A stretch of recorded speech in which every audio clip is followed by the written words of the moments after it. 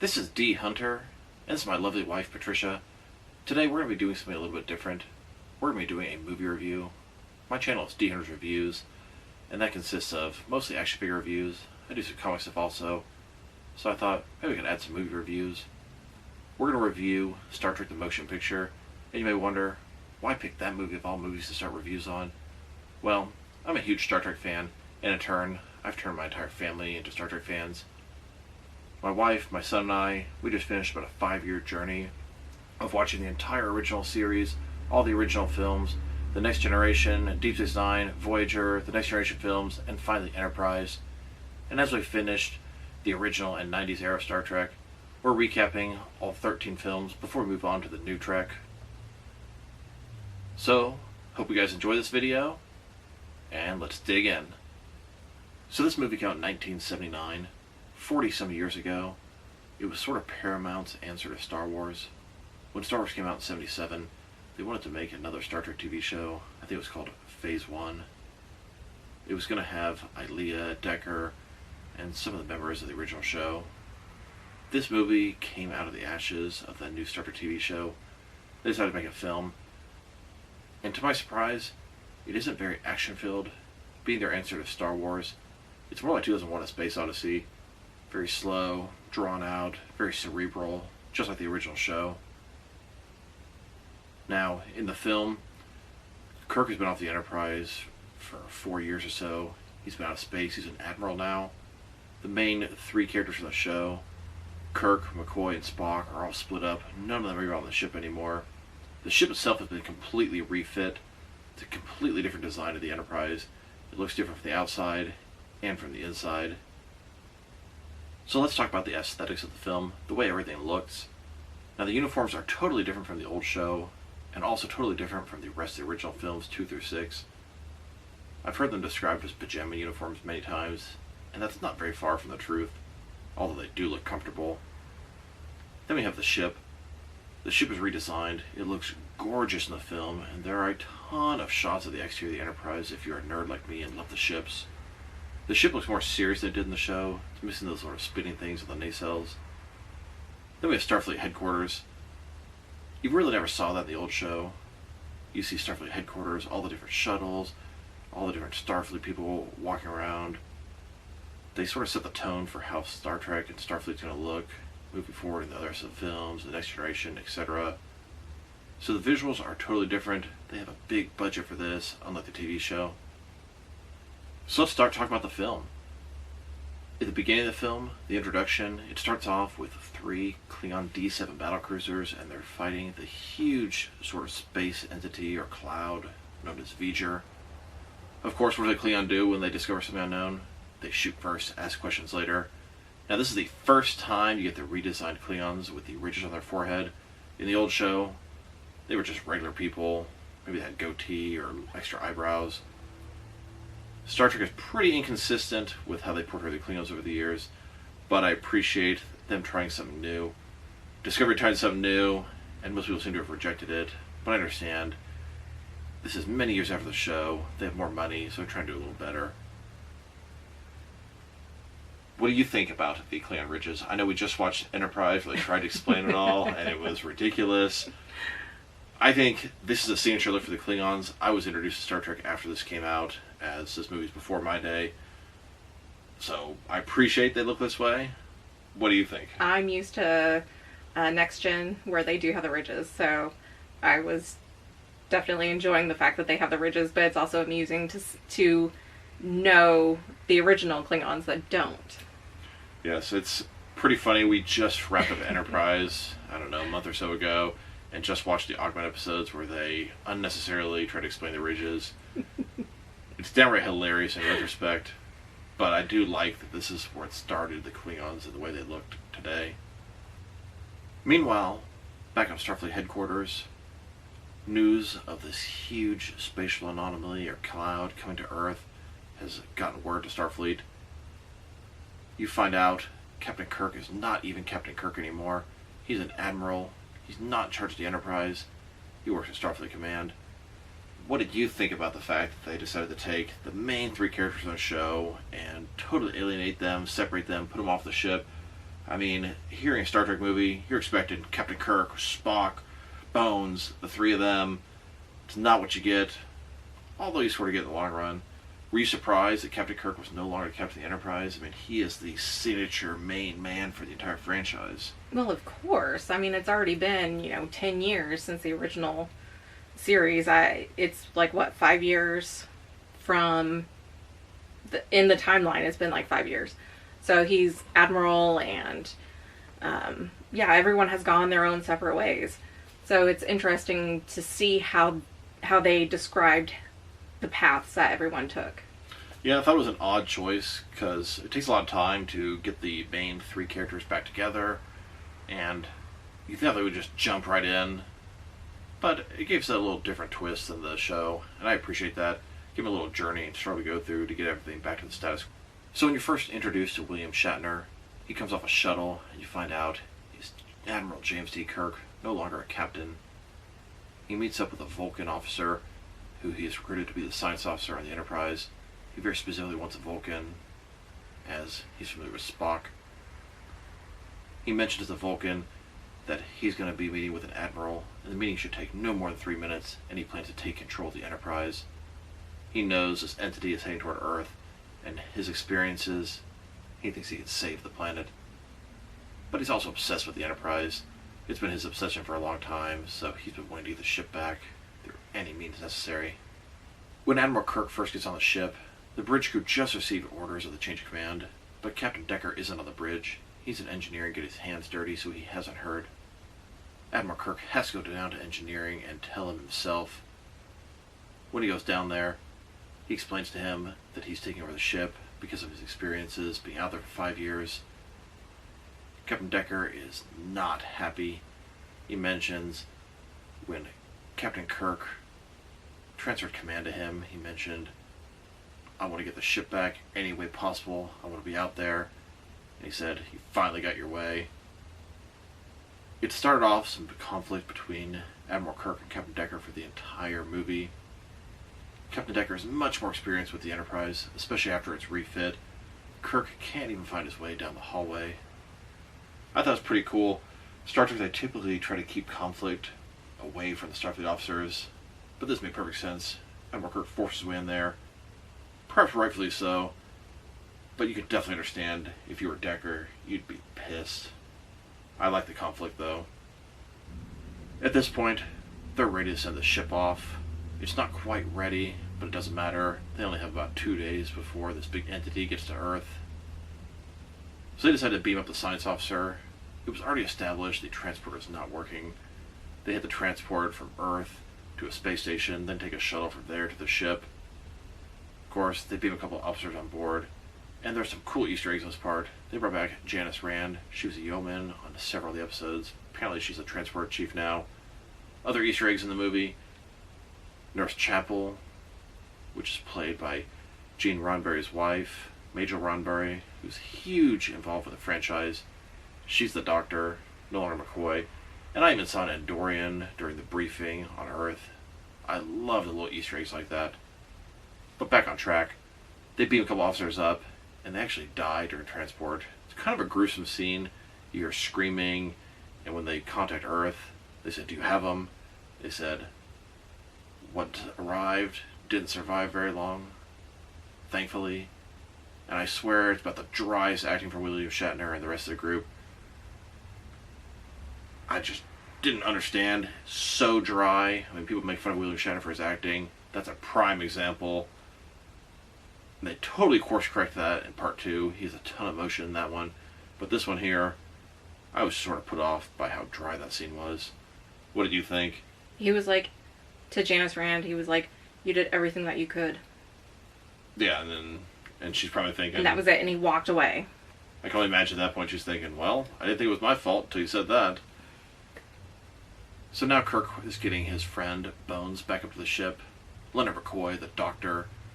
There's a funny scene on the bridge where they mention some more transporters are coming up, and one of them refuses to use the actual transporters. We all know Bones. He doesn't really like the technology, so Kirk goes down there to handle himself. Bones gets beamed up, and he's pissed. He mentions being drafted. He's got this giant beard, chest hair sticking out, medallion, looks like something straight out of the 70s, which is kind of appropriate. I was a little surprised at his look. He obviously is not an active doctor at this point, at least that's what it seems like. At that point, Kirk says, "I need you, Bones," offers his hand as a handshake, and then Bones accepts, and they work together. He even mentions not wanting to work with the new Dr. Chapel. He needs someone who's not going to question every word of his. Once again, love the Easter eggs and the characters that they brought back from the show. And they continue to introduce the new characters. We have Captain Decker, and then we have Lieutenant Ilea. She's the navigator. She's a Deltan, kind of an odd species. They have some sort of, I don't know, sexual aura about them. And she makes it a point as soon as she enters the bridge to mention, "My vow of celibacy is on file." I don't know, it just seemed like she was sort of expecting everyone to be jumping all over her. And the look from Sulu and Chekhov kind of gave me that impression. What do you think about the new crew members, Decker and Ilea? I must say, I like Decker. Ilea really never did too much for me. How about you? Well, obviously, I mean, it appears as though they had a previous prior relationship where they were before stationed together. Honestly, she doesn't really do anything for me. Yeah, not my type. They definitely had that prior relationship, and we'll talk about that as we get a little further in. Now the entire crew is together. They embark to meet this giant space cloud, this anomaly. On their way, of course, they encounter a wormhole, and it's kind of cool and also kind of dumb. The effects are very dated, and the whole time they're just photon torpedo. I get it. I sort of like it, but I definitely think it's kind of dumb at the same time. There was a pretty cool part. They go into the wormhole, and Kirk immediately orders phasers to hit this asteroid in front of them they're going to collide with. But Decker countermands his order. He knows that phasers are run through the engine and will make things worse, so he orders a photon torpedo. Shortly after, Kirk confronts him about it in his quarters. Bones comes to, and Kirk is arguing with Decker. "Stop competing with me!" And after Decker leaves, Bones tells him it's you who's competing with him. I always like that part. What do you think of the wormhole part? I personally think it does not hold up well. It's very dated. What do you think? I enjoyed it. They also mentioned that it was because the engines weren't really ready yet, and that was the whole reason they created the wormhole. So I thought that was pretty interesting.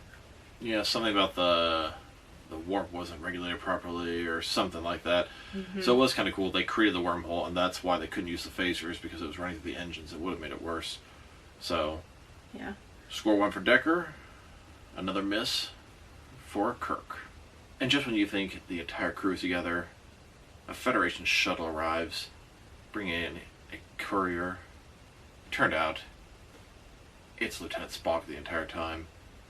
Very cool. He's the second main character for the original Star Trek series, and you know you had to have Spock back with the group. His introduction was cool, kind of comical, especially if you're a Star Trek fan, you know what you're looking for. Vulcans are emotionless creatures. He comes on board, offers his service as science officer. Immediately, the rest of the bridge crew comes up to him. They're all welcoming him. They're smiling. He just stares at them, and then very coldly goes about his business. No emotion. And let's not forget, he was going through the Kolinar, a Vulcan ritual to purge the last bit of your emotions. Which, yes, he did fail at, but you gotta keep in mind, he's been working on getting rid of emotions for years.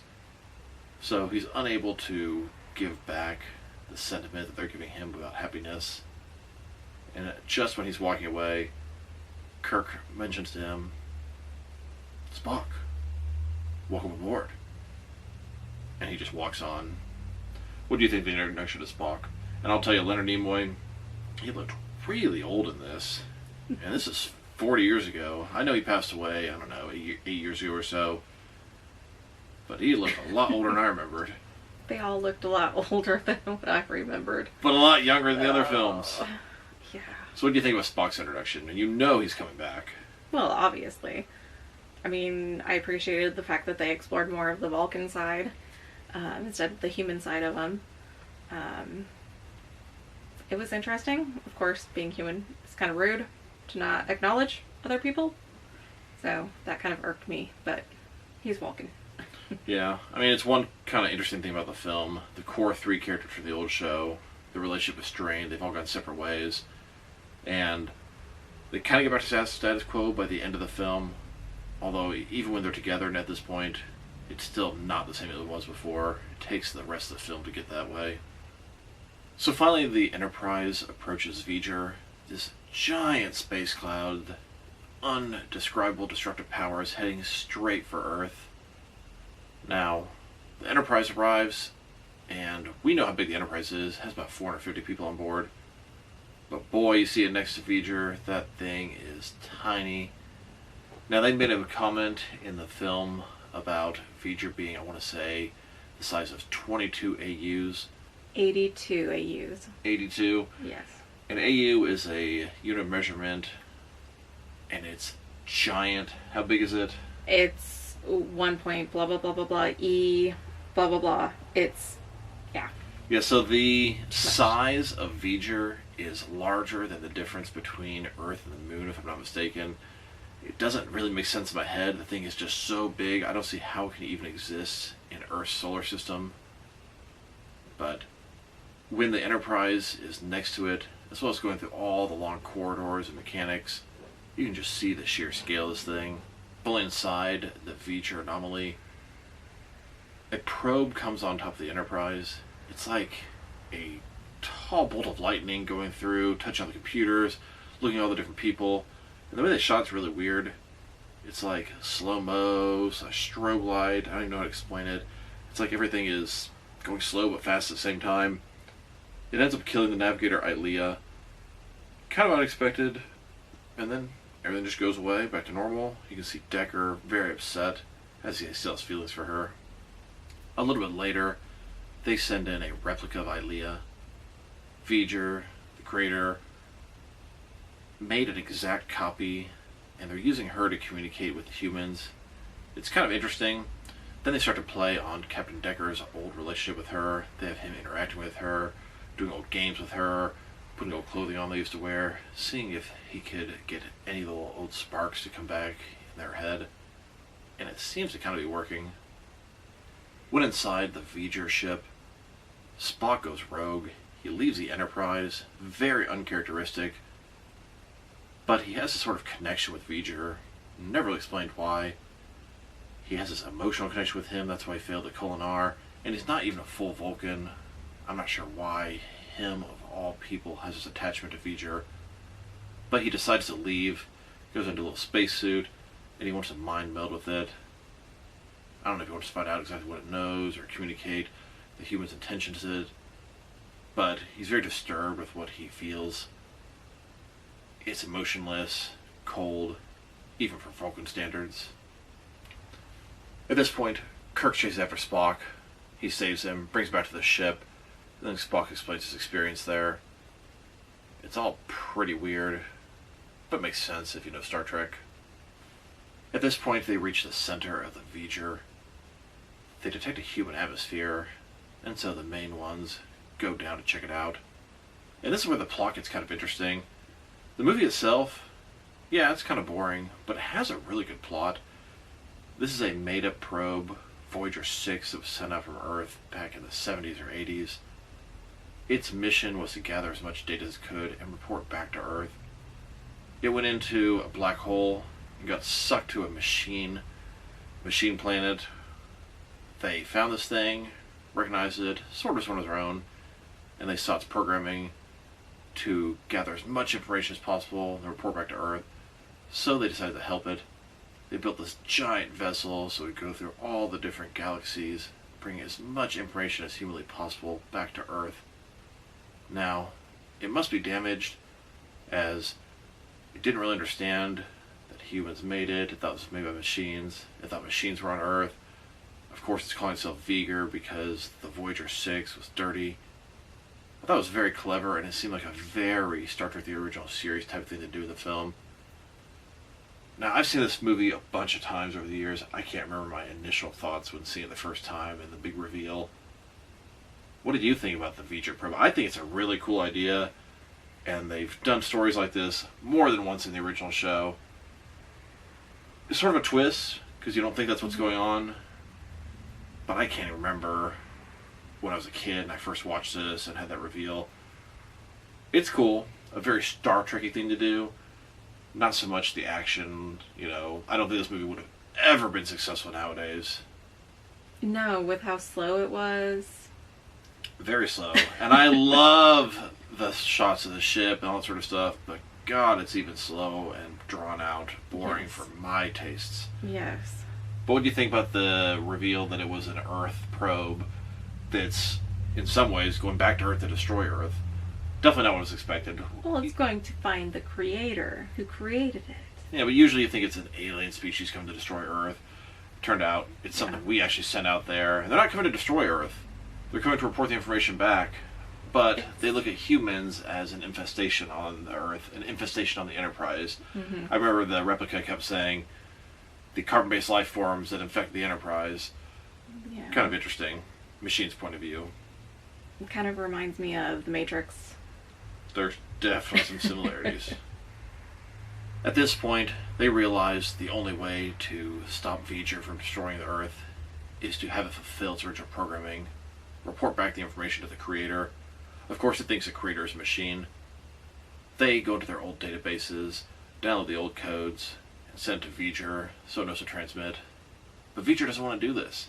V'ger burns its own wiring out so it won't transmit the code. It wants the creator to go there in person. It actually wants to merge with the creator, which it thinks is a machine. Little does it know, the creator has been dead for hundreds of years at this point. So they can't force V'ger to end its programming. At that point, Captain Decker volunteers. He's going to merge with it. Everything it wanted, and kind of save the day. But he wanted to be with Ilea. Still have feelings for her, even though she's sort of gone, sort of not. It was all sort of a happily ever after, happy ending. What is it Love you said? conquers all. Cool. Fairy tale ending. Very Star Trek-y way to end this. Of course, they save the world and live to explore another day. So as a whole, I do enjoy the film, but I'm not going to lie, it was kind of a chore to rewatch. I've watched the movie a bunch of times, and I might have had the director's cut, which has another, 12 or 15 minutes of just footage of the outside of the Enterprise, which I like that stuff, but enough is enough. Now, the movie has a very cerebral plot, very Star Trek-y, very little action, which following a couple of years of Star Wars is very surprising. The ship never fires phasers. They fire one photon torpedo in the wormhole. They never use their hand phasers or any of that sort of stuff. Yes, there's this big world threat going on the whole time. And the movie's not bad. It looks good. The acting's decent for the most part. A little dry at times. But it's just so long and drawn out. I was even struggling watching this thing. And I was waiting to watch this movie for a long time. The rewatchability is just kind of poor with this film. And don't get me wrong, it's not the worst of the original films. Star Trek V. But it just lacks the rewatchability of Khan and Search for Spock and Voyage Home, Undiscovered Country. What did you think? I mean, as a whole, I enjoy the movie. I like the way it looks. I like its following up, and it's all consistent with what we've seen before. And I hate to say this, I like dated movies, but God, it was boring. What do you think? Yeah. I mean, my closing thoughts are good movie, visually pleasing, way too long and drawn out, and I like that sort of stuff, so that's saying a lot coming from me. It just struck me as boring at times. Not all the time. There's a lot of it I did like, and I do like this movie as a whole. I'm not saying it's bad. It's good. But if I were to rate it, I'm probably going to give it a 6 out of 10. just a little bit shaved off, some better pacing, it could have easily been a 7 out of 10, no problem. I would love to go back and watch some reviews of this thing. I don't mean current reviews. I mean old reviews from 70s or early 80s and see what people thought at the time. I know Star Trek was popular, especially in syndication, so I imagine they were lined up to go see this. But nothing like Star Wars. What are your thoughts on the movie?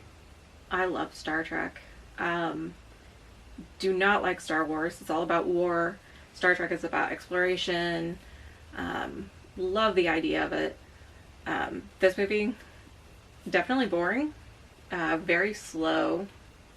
It just seemed like a lot of filler space.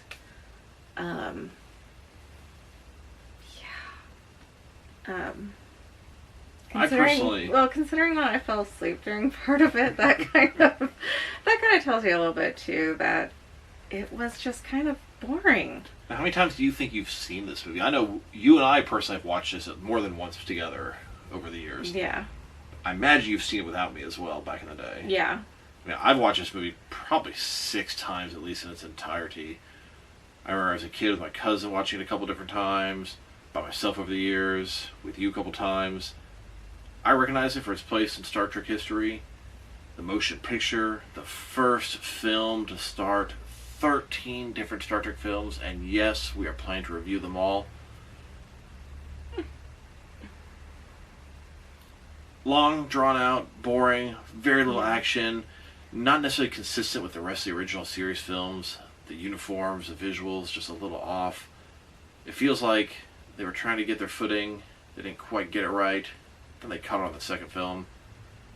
The next film actually takes place in universe 10 years after this one. This movie was about 5 years, maybe 4 years after the original show. But it's kind of inconsistent with what we've seen as a whole. Starfleet moved the uniforms that quickly. But that's just me getting picky on that sort of stuff. Yeah. So, I personally rate this movie a 6 out of 10. What are you going to rate this movie? I have to do like a 4. And I get it. I imagine a lot of people that have a very low opinion of this movie because it's long, drawn out, slow, boring, and I'm going to agree with all that stuff. But I still really enjoy a lot of the stuff they did in the film. If it weren't for this film, Star Trek wouldn't exist today. Very true. So, Very true. There you have it. Hardcore Star Trek fan gave it a 6 out of 10. Casual Star Trek fan, but both of us have seen pretty much every episode of almost the entire franchise. What do you guys think? Have you guys watched a movie in recent history? If you haven't, give it a whirl. Drop me a line in the comments below. Let me know what you rate this film. I like it a lot. I am really excited to get to Star Trek II, The Wrath of Khan. Arguably the best of all the Star Trek films. Definitely the best of the original series film.